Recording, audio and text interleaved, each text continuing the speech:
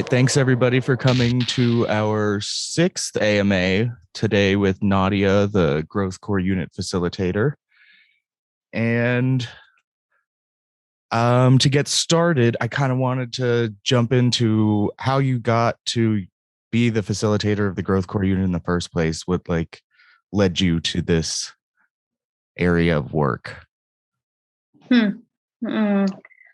I don't have a precise answer for that. It was like we were all working under the business development team at the foundation, and we know that Greg wasn't going to create the career unit because he wanted to create the real world assets business and develop that. So between the group, we all decided that we wanted to continue what we were doing for the foundation because, I mean, I know that you don't know us, but we really, really, really love the project. And we have been doing this for the last almost 4 years. So we think it's just like we have so much to do that it was impossible for us to do another thing. Although we were completely sure that if we decided not to continue with the work that we were doing at the foundation, it was very simple for us to find another job because I think that's one of the perks of working for Maker for so long is that it's super easy to find a new job for you in any other DeFi project or in whatever crypto project. But we all think that we can do a lot more. And we were sure as well that after the foundation and working closely with the community, the things that we could achieve could be even bigger than what we were doing with the foundation. So we wanted to continue, but we needed a facilitator. And I don't know. We decided it has to be me. I don't know why. I guess. And I was like, okay, yes, I'm going to do it just because I really want. We really think that the MakerDAO needs a growth team, and we wanted to continue the work we were doing. So it was kind of random at the moment, but now it makes sense. Now we all agree and think, okay, yes, actually. It's supposed to be me as facilitator. It makes sense now. Okay, so in terms of the differences, I guess then have there been drastic differences between the things you focus on or how you actually have to function in terms of now versus when you were with the foundation, or has it been pretty much just a continuation? No. It's not a continuation. It is different because now we have more freedom, you may say. And we can also, probably during the foundation at the beginning, it was possible to do a lot of things. And you could also complete your the projects, the proposed projects faster than now. But at the last years, it was even every year was more complicated because we wanted to become into a DAO. So the decisions we were thinking, okay, we have to figure out the way on how the community, the DAO makes the decisions and not the foundation. So in that process, it was almost impossible to create new projects or to to think about doing new stuff that we do now. And so I think that now our the work that we do with the community is amazing. I love it. I love how we can continuously have these a direct conversation with the community, and we can create with the community, and we can propose whatever we think is the best for the DAO. Although I also know that it takes time, and sometimes you have to convince a lot of people and coordinate efforts to achieve what you want to achieve. But I think now it's different, but I think it's better because we can be completely more creative, and I love that. I think that's very interesting. I had sort of a connection with some of the members in the foundation when I was working with ComDev, and then through this transition, it's been interesting to continue to see all of those relationships kind of unfold into what we're now calling the community together. It's been very interesting. So what have you and your team's main focus has been after this transition has happened, and now that you are in the DAO and not the foundation? Well, I think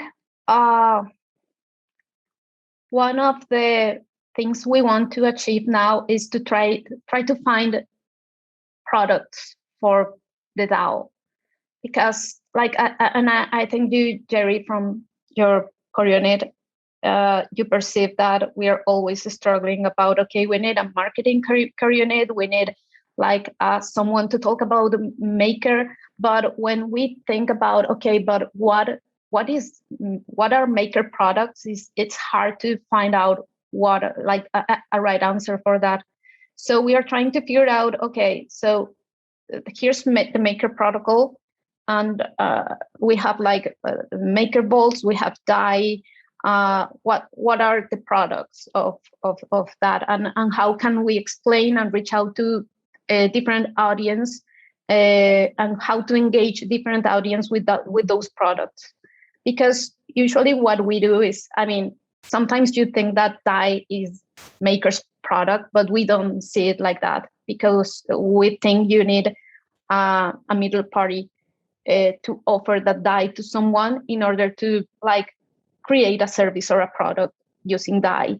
If you have fiat, for example, what we do in Latin America, if we want to talk with people about DAI being a currency to save to save your money, to save your savings, you need to find exchanges that can accept fiat and convert that fiat to DAI. And also you need to find wallets with a very friendly and a good user interface, so people can have access to DAI and save that DAI. So if you think about that, DAI is not the product. DAI is just a part of a product. The product could be a currency for keep your savings. That's the product. But besides, behind that idea, you need an exchange, you need wallets, you need education programs, you need marketing campaigns and all of that. So that's what we are trying to figure out now. What are Maker products? It could be DAI, but it has to be through partners offering a solution. It could be Maker vaults, but then we have to find the best way. So Maker vaults are really products, because as it is, it's just it's just something that is for just very crypto savvy people, or maybe developers, or maybe, farmers, or people looking for the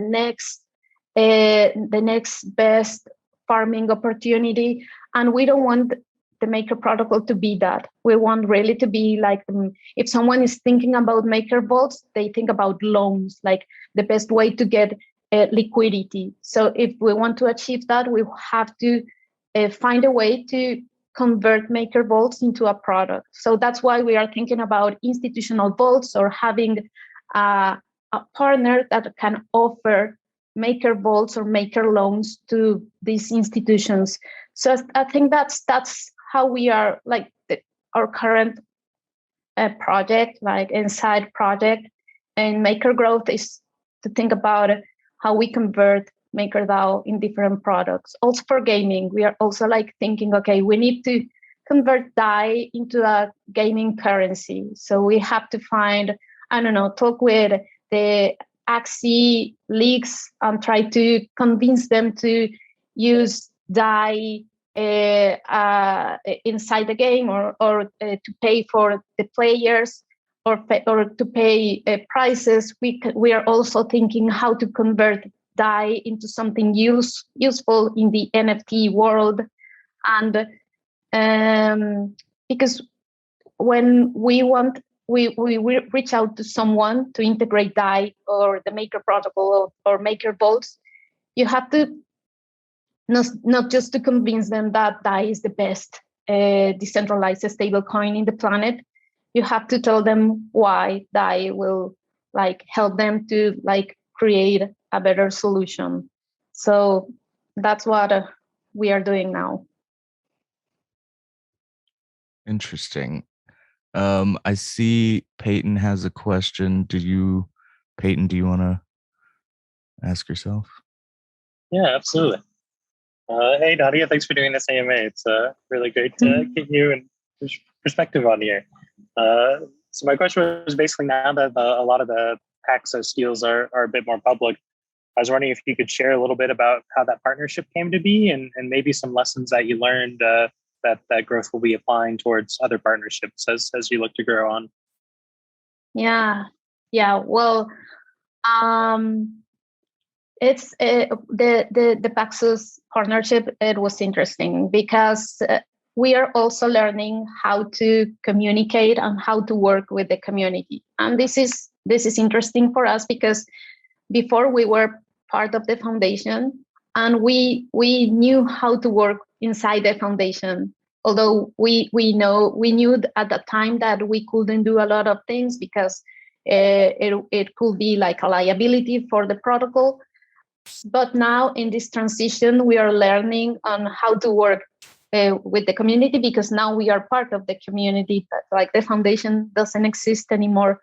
So it was at the beginning, it was hard for us to decide, okay, we are going to tell the community that they shouldn't proceed with including all these stablecoins in the PSM, because we think the PSM is like an important thing for other stablecoins. So we can use that as a negotiation tool.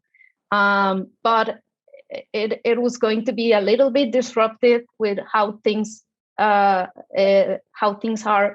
with the community, because after the community decides in a poll that is something that they want, usually like that has like a regular flow of how things should work.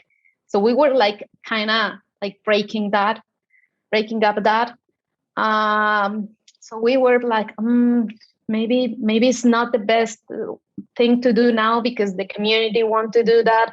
But we also wanted to give it a try, because we wanted to, like, we have a relationship with all the stable coins around. We talk with Binance, we talk with Gemini, we talk with Paxos, we talk with, you name it, we know someone there.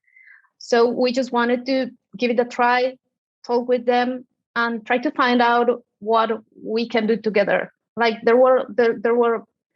we had a lot of ideas of what this partnership could bring to both of us. I mean, from the Paxos perspective, it's easy because, and this is a very important lesson that we learned, is that Paxos and Gemini and any other like fiat stablecoin wants to win the stablecoins game, and they perceive USDC or Circle as their biggest competitor, not DAI. DAI is just like a DeFi stablecoin. They are competing against all other stablecoins that are backed by US dollars, that are in a bank generating a yield. So they are all after that yield that is generating the dollars in the bank. So one of the lessons we learned, I think, is that for a USDC or Circle, it has to be also very valuable having the PSM in the back, because that means like all that USDC that is locked in the Maker vaults are money that users are not going to convert into fiat, are not going to convert into dollars.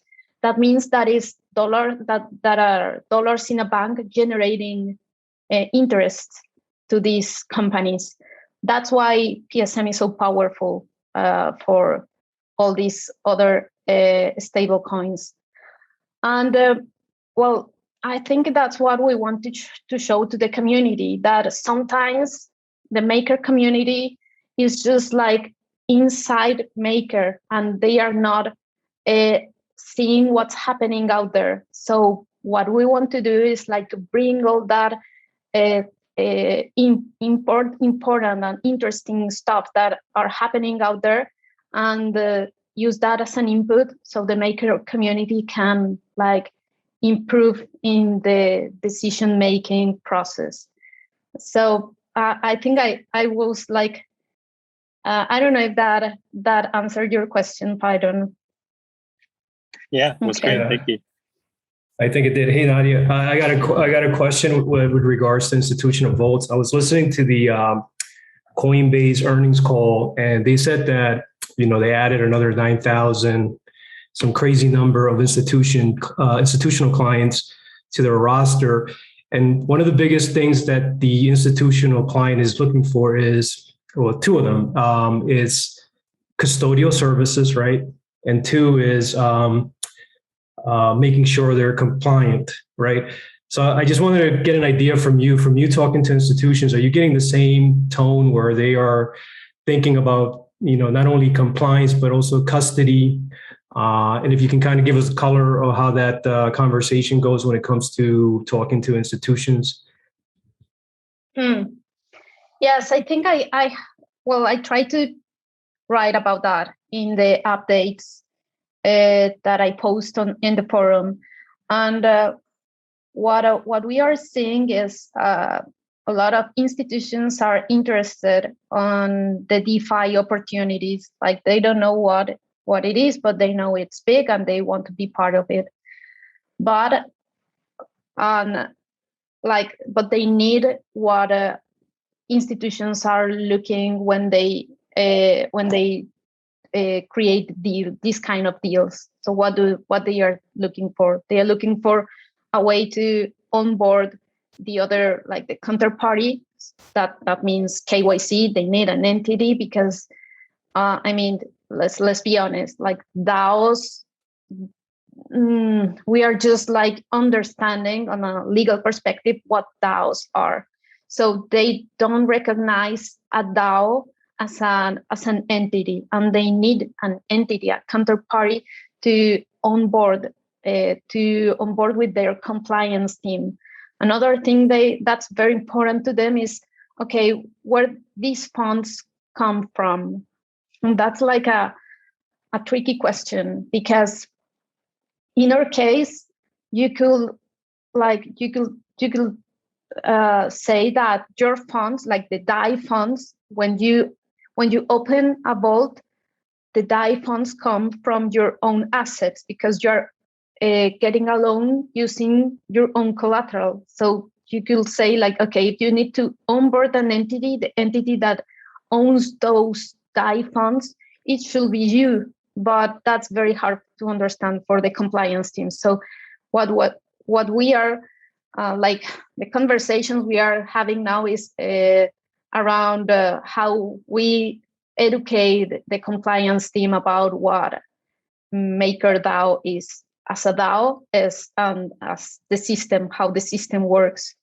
And one is the KYC problem, where the funds come from, and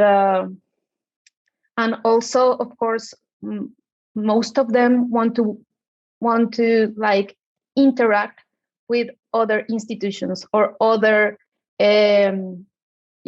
institutions, other KYC counterparties. So that's the problem of these institutional pools, is that they don't want to share the same pool as the crypto community is using, because they don't know where these other funds come from. So for them, that's a problem. So usually these institutions, they also want like an exclusive pool just for institutions or for white label institutions or addresses. That's like more or less the requirements that they have. Also, of course, I think I mentioned this in the past. They also, in terms of liquidations, they want like a longer window of time when we decide to liquidate their positions, because actually for them that's a risk. But they also want like a lower collateral ratio, because they are looking different ways and strategies to be more capital efficient, and having a vault with 300% collateral ratio, that's not at all efficient for them. So they are used to these excellent terms, because of course they are talking about billions, so they can like play around with this kind of best terms. But for us, that we are creating a permissionless solution, it's very hard for us to try to offer that. That's why I think the same way, it's like I'm thinking that the solution for these institutions has to be done by a third party. The same way as we want to offer DAI as a savings currency, we can do that. Like I can imagine MakerDAO creating like an exchange for every fiat currency in the planet and a wallet and all of that. That would be like impossible. In the same way, I don't think we should like create a product for institutions, but we have to find this other part of the puzzle that can offer those services to institutions. Got it. And oh, sorry. I just a quick follow up. And I don't know if you can disclose this, and that's okay if you can't. But are you guys more the growth core unit talking to institutions based in Europe, Asia? Well, how about South America? Are you guys getting any traction? I was wondering if banks like Banco do Brasil or BBVA, if any of those banks are interested in this product. If you can talk about it. If you can, I totally get it. No, yeah, I can talk about that. Like in general terms, I don't think talking about geography is a problem. But no, I mean, Frank, I'm super into LATAM. Like I lead the region and I know it like very well. Latin America, like I don't think what happened in El Salvador can represent for real what could happen with crypto if a country adopts a cryptocurrency. I just think that was just like a PR thing, but not something that could potentially change how the things work in that country. Because I think for a country to adopt crypto, a lot of things have to happen first. Like you have to educate people. You have to it's not easy, and I mean really easy for someone who hasn't been exposed to cryptocurrencies to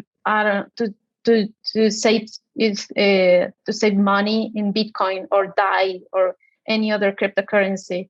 It's not easy to like wait for MetaMask and like configure your MetaMask account. It's not easy, and these solutions have been improving over time, but I think we need like a lot more to expect that a country could adopt crypto. But going back to your original question, I think the country that is more close to think about loans using Maker and this institutional level of investments in crypto are countries that are thinking about how to put a regulation in the middle, because when you regulate something, what you are doing is you are allowing institutions to use it. So I think that's why we are seeing what we are seeing in the US, and it's just because institutions are getting ready to use DeFi. I don't know how this will end, but I think that's why.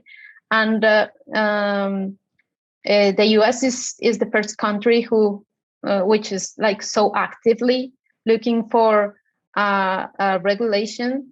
I'm sure it's not the best one, but if I'm telling you that the US regulation is not the best one, you can't imagine how other countries are like thinking about how to regulate crypto. It's crazy.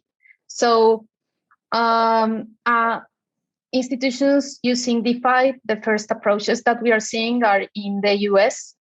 And actually that's why Aave and Compound, the institutional solution for those DeFi platforms, are doing a test of this idea with US institutions, and I think that's the first step. But of course, one of the big differences between Maker Growth and other growth or BD teams of the other DeFi projects is that we have a global team. We have people in all geographies.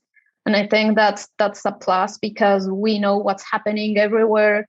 We know like different teams from different projects. We are talking with everyone. So we are doing these efforts in the US just because this is happening in the US. In the rest of the world, we are not seeing anything like that. Cool. Thank you for the input, Nadia. Appreciate that.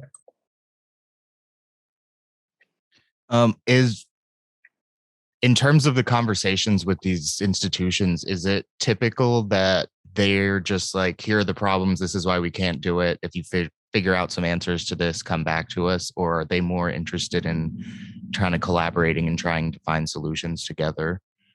Can you even speak to that? Well, cool stuff is that they are collaborating. I mean, it will be impossible for us to figure out the solution by ourselves, because we don't have their compliance team. So we are working with them. But well, this requires a lot of legal effort, because actually in the team, like we are not lawyers, we are not US-based lawyers. So we are working with a legal team that is helping us to figure out what is the best way to find a solution for all the challenges of working with institutions. We don't have a solution yet. And once we have it, you will see it on the forum. Makes sense. Okay.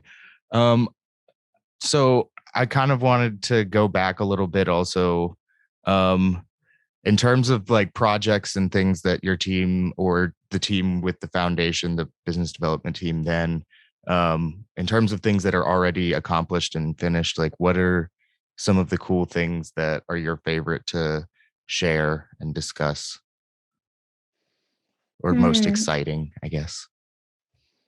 Well, that's a difficult question, because like every week there's something that I think, oh, wow, this is amazing. So like, I don't know. Like one thing that I really liked was the integration of DAI in Opera, the browser, because Opera has a big presence in Africa, and not just the browser, but they also have a wallet that is connected to the browser. And in Africa, a lot of people uses Opera just like their social media platform, not just like a browser, but like a social media platform. They receive the news and all of that. So actually, before the gas fees were ridiculous, we had a project with Opera to like launch an adoption plan of DAI using Opera and the DSR and all of that. But then, well, we don't have a DSR, and the gas fees make impossible to run an adoption campaign, because I mean, in this type of campaigns, we are thinking on going to retail. So that will be like sending, I don't know, one DAI to everyone who is using Opera browser in Africa, for example, and see what happens. So I really like that. But well, that's the exciting thing about crypto. You are always with a new challenge. So we couldn't launch that completely because of the gas fee. So we are now planning on launching it in a layer 2. So that's work in progress again. Another one that I really liked, and it wasn't because it was like very innovative, but I think it is very important for DAI, was to have DAI in the Binance peer-to-peer market. That was for us like a mega win. I can't explain you how big is that, because if you want to be a stable coin pegged to the dollar, you have to be sure that people can convert their fiat currency into DAI. If not, like it's kind of weird. Like you're not like completely, unless you are completely into DeFi. But if not, you're not completely buying that you can convert that token into dollars.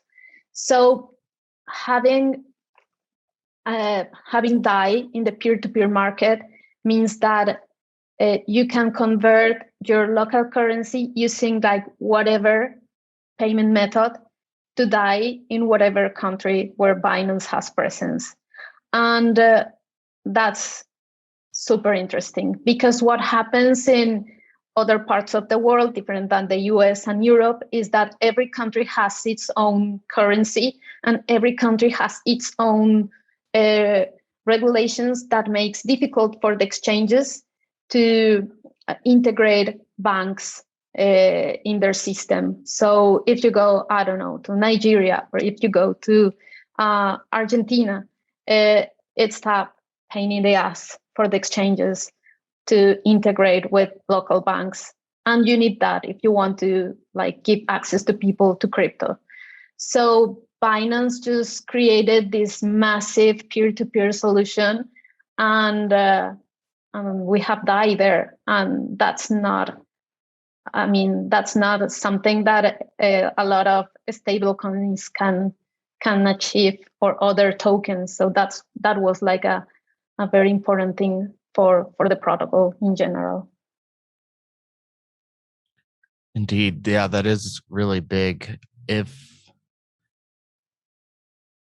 you can't convert the money, it's hard to convince people that it's worth something. if you can't exchange it for what you would typically use. Yeah, that makes sense. That's kind of a unique new frontier, I suppose.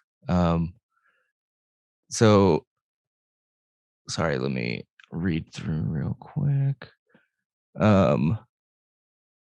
So in terms of when you're starting these types of conversations with a new company or protocol or something, do typically people respond positively and with a desire to collaborate, or is it typically more of like a, well, what can you do for us kind of situation?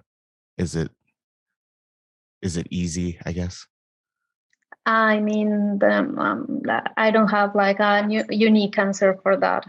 There are a lot of situations, and it's different in every opportunity we have to solve it in a different way.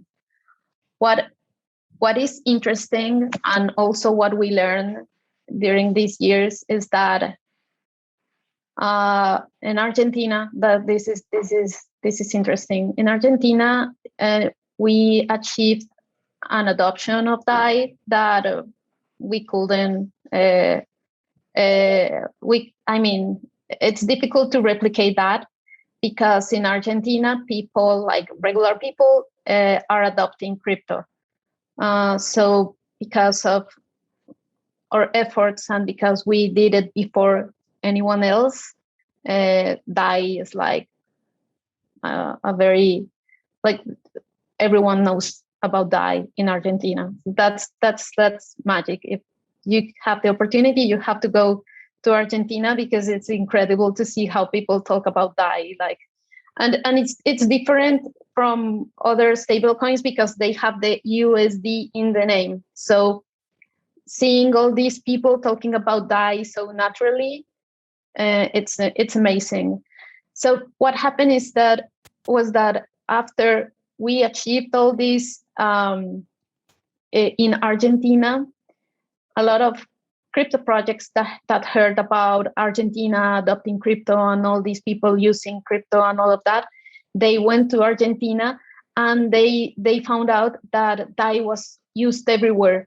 So these crypto projects that are not from Latin America, but they wanted to like start doing business in Argentina, they have to integrate DAI, just because it was like used a lot in the country. So that was interesting, because maybe projects that took us like a lot of time to convince them to integrate DAI, because in terms of volume, USDT or USDC are more powerful than DAI if that's your use case. But if you go to Argentina and you want to start a business there, and you notice that DAI is so widely used, you have to integrate it. You have to, because your users are asking, okay, and when are you going to integrate DAI? So that happened in Argentina. That was super cool. Yeah, it's great to have people advocating on behalf of MakerDAO in general. That's really cool. Peyton, I had a quick question. Go for it.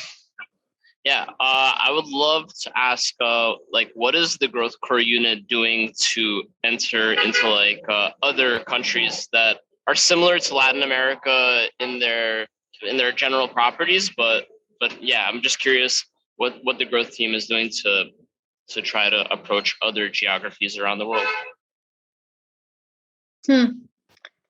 Yeah, well, that's the problem, and is that any other geography is similar than Latin America, and in Latin America, all the countries aren't the same. Actually, that was a mistake I did at the beginning, because I thought, okay, one thing I want to do is to replicate what we did in Argentina in all Latin America. Well, no, it's impossible, because Argentina, it's completely different than other countries in the region, including Venezuela, because you could say, okay, both countries are like, both countries speak Spanish, both countries have inflation, both countries have devaluation, and both countries are used to save their money in dollars. Yes, that's true, but it's a completely different context. So what we did in Argentina didn't work in Venezuela, and the approaches have to be different. But that was like, I thought at the beginning it was easy to just replicate what we did in one country and was a success in another one, but no, it turned out that it's not like that.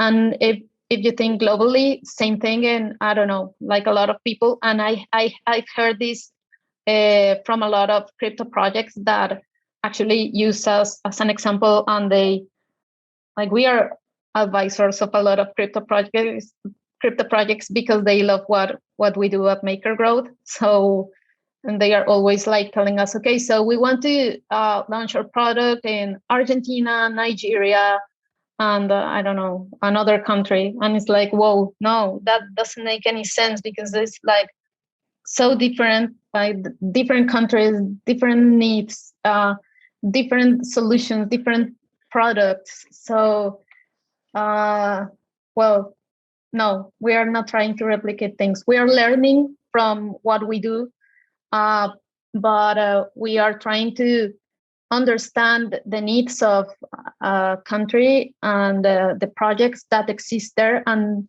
see how can we integrate the Maker protocol within those projects to help them to create a solution for the particular needs that each country has. Nice. Yeah, that makes a lot of sense to me. And then like a follow-up question, do you think that there is, I guess, how do I phrase this correctly? The way that I want to. Do you think there's room for other growth core units that are also like geographically focused, but maybe have like boots on the ground elsewhere and they're more like capable of approaching like that area? Or do you think that would-be growth teams should approach you guys and kind of create like a big hub and spoke growth team? Like, I'm curious, what MakerDAO as a whole should do to like try to approach those other parts of the world that we might not be able to approach right now. Oh, good one. Good question, David, because I have been thinking about that. And I don't know the answer, because for me, the DAO approach is also new. Like if what we want to do is like something similar as what we had in the foundation, I will say no, everything has to be under the growth core unit, because in that sense we can all like coordinate and it will be easier. But from a DAO perspective, I don't know, and I'm happy about not knowing the answer, because I think like the community will know. If I don't know, the community will know, and I love that, because between all of us we can just decide. If there's a team that wants to present a proposal and it's a good proposal, maybe they should like do it by themselves, and we could find ways to collaborate. Maybe also another core unit that already exists to want to, I don't know, to include something else in their mandate and create like a more localized evangelist everywhere in the world, and we could also collaborate with them. So I don't have an answer for that, and but I'm happy to discover the answer with the community. Yeah, that was a great answer in and of itself. I totally respect that. And so I guess I totally respect the team for the work it's been doing so far. So don't hear my my questions as like you guys aren't doing enough or anything like that. It's totally just strategy and like forward looking is really what I'm asking for. So yeah, cool. Peyton had a question in the chat. Along that line of incorporating with fiat, how is growth looking at real world asset opportunities, and what ideas are most exciting for getting DAI into the real world, so to speak? Well, we have real world assets opportunities. Actually, some of the opportunities that the real world finance team has was because one of the team just found a lead about it, and they pass it on to the real world finance core unit. Thing is that onboarding a real world asset is not like integrating DAI in a project, because we don't have like a process that is okay. You have a real world asset, you already have a token, you have to do 1, 2, 3, and then in 2 months you are onboarded. Like, it's kind of more complicated, and we are now like trying to discover what are the different possibilities that these assets have, like creating a trust, or doing it through centrifuge. There's also the problem about where the asset is, because if it's not like in the US or in Singapore, let's say, it's more complicated to think about onboarded into the protocol. And also you have to think about the size of the loan that they could have in case of being approved. You can't onboard like whatever real world asset, you have to think about how this asset will scale in the future. And that happens with all collaterals in general. So I think right now, from the maker growth perspective, we want to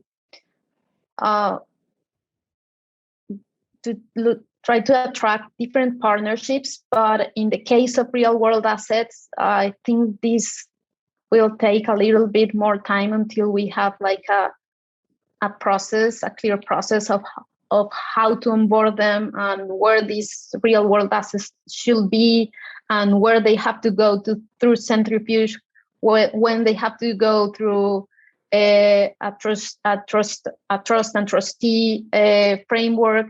So although we in Singapore, we have found different companies that are super interested in doing that, we can just put them all into the pipeline of the real world assets that are going to be onboarded, because it takes a lot of time. So if someone is interested about onboarding their asset, we can tell them, okay, you will be onboarded. If you have this and this and this, you could be onboarded in 3-6 months. We don't have an answer for that. So yeah, I think we have to improve the process. Do you think that in terms of the scaling and growth of the DAO in general, that it's do you feel like the process is pretty well defined thus far? I think the collateral or onboarding process is still, it's not exactly straightforward if you just look at it, but once you've had it explained to you or can talk to someone about it, I think it makes sense. Do you think there's still a lot of improving to be done in the crypto space of the onboarding, not necessarily with real world? Yes, I mean, and I'm talking about collateral in general, not just real world assets. I think we have to, there's always room to improve. And that's the good thing about being a DAO and being transparent, that we all know that there are things to be improved. And I think the collateral onboarding process in general, it has a lot to improve, because actually we now are thinking about offboarding collaterals. So, but we have to decide if we are thinking about onboarding, we really should be thinking about offboarding. What can we do now to avoid future offboardings from the protocol? What is that we are looking for? What happens to I don't know. There are a lot of questions to be answered, and I think now we are super focused on minting more DAI from different collaterals than USDC. So we have to think about onboarding collaterals that could have a high debt ceiling, but that means that it has to have a lot of liquidity in DEXs when talking about crypto collateral. But also, if we are talking about real world assets, we can't just onboard one real world asset that could mint 1 billion DAI, because that represents a lot of risk for the protocol. We have to go step by step. So we are discovering the process, and I think that's why it has a lot of room for improvements. I think we are continuously improving the onboarding process, because crypto it's also changing every day. So before, when multi-collateral DAI started, we didn't have the gas fees problems, and I think nobody thought about that at that time.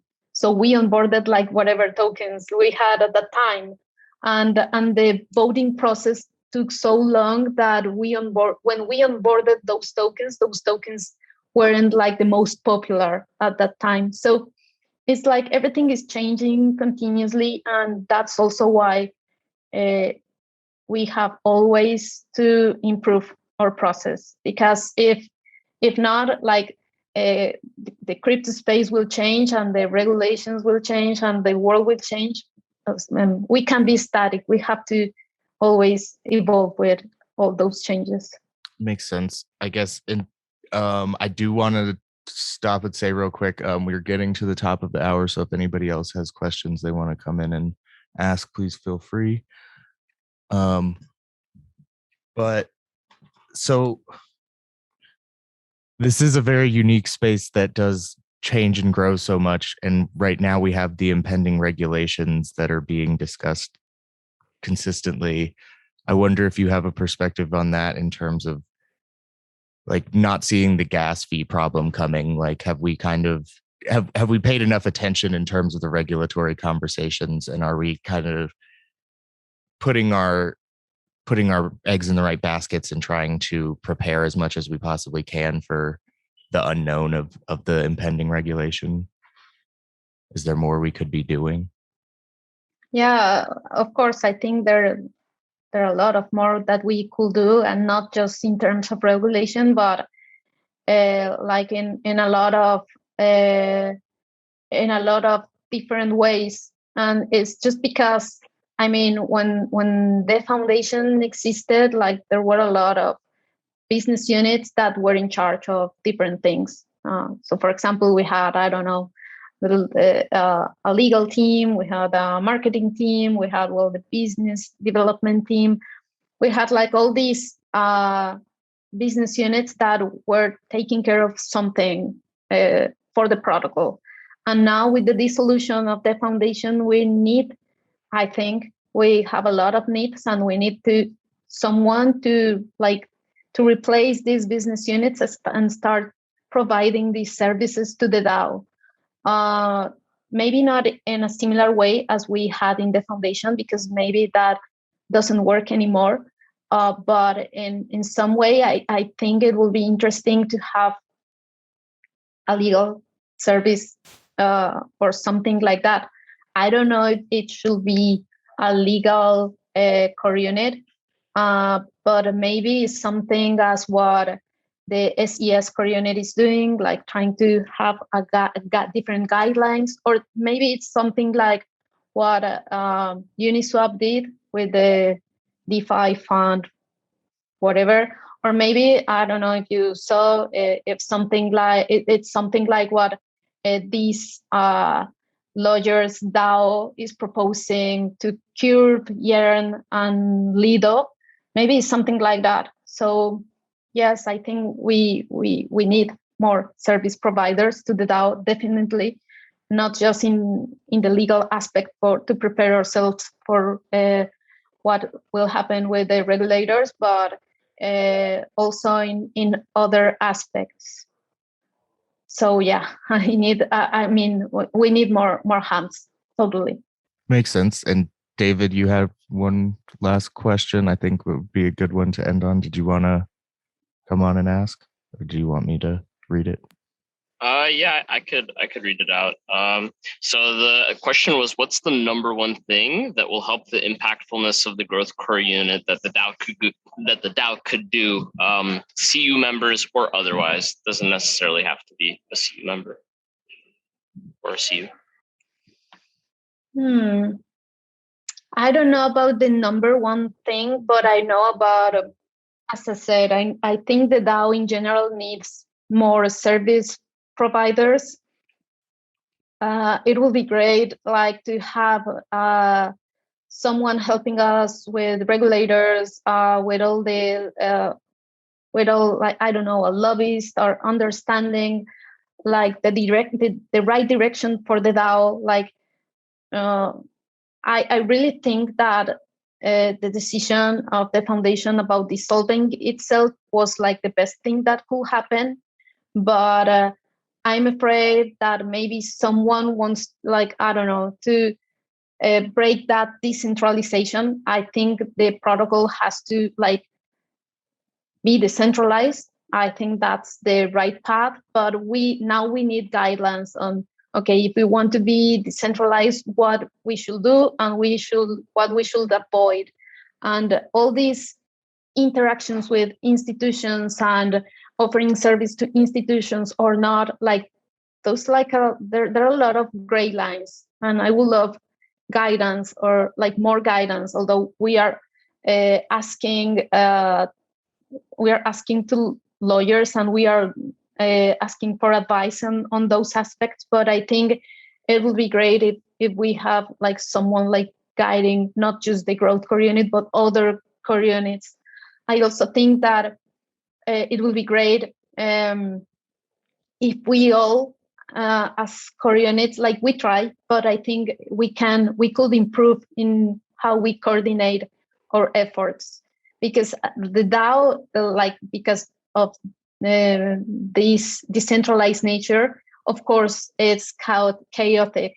But I think it will be great if we can like find a way to coordinate what we are doing and like have goals and measure like if we are or not achieving those goals. And maybe it's just because I'm very biased, because like in the growth team we have goals and we have metrics, and I like to like understand if we are doing a good job or not. But I really think that that's important for the DAO in general, and I think that will help us a lot to us as well, because if we all have, not just as a maker growth team, but all core units have like a goal in mind, we will like all like join efforts to go in the same direction. And I think that that's important for the DAO. So yeah, that are like my general ideas. Not the most important things. It's not the number one thing, but I think those are relevant. Yeah, cool. Very good answer. Yeah, thank you so much. And if people want to reach out to contact you, what's the best way to contact you?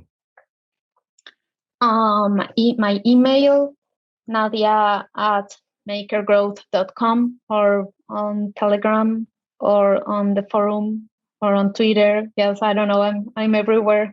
Rocket chat. Fair enough. Awesome. Well, thank you so much for doing this, Nadia. And thank you everyone for coming. And thank you.